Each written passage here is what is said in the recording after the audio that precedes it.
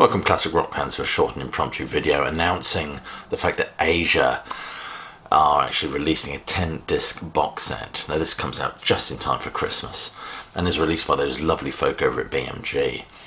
I am hoping to secure a pre-release copy of it myself so I can unbox it and present it to you so you can decide whether to spend all your hard-earned cash on it. This is released on the 26th of November and is actually titled The Official Live Bootlegs, as opposed to the unofficial live bootlegs that we used to get handed to us in brown paper bags at record fairs. This is actually called Volume 1, so it suggests that there's going to be a few more of these. Asia, of course, if you don't know, I don't believe anyone watching my channel doesn't know, is John Wetton, Jeff Downes, Steve Howe and Carl Palmer, a kind of prog supergroup. Although the adjective prog is not really that applicable here, they've moved away from all those lengthy meandering pieces of the 1970s to embrace some more AOR.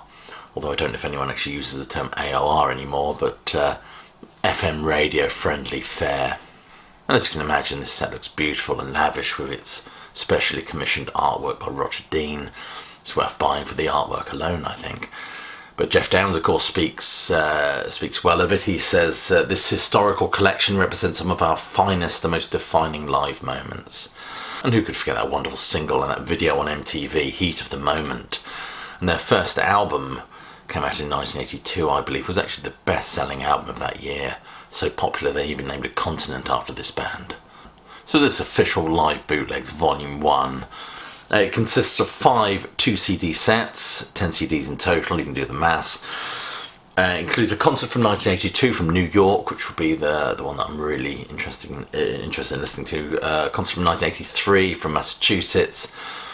And also the reunion shows as well that occurred 10 years after the first album. 2007 in Brazil, 2008 in Tokyo, and interestingly as well, 2010 in London, UK. I had a ticket to go and see Asia. I think it was going to be 2013, but it was cancelled at the last minute due to Carl Palmer contracting some sort of nasty stomach flu. That was, I think it was at London Shepherd's Bush Empire, I could be mistaken though.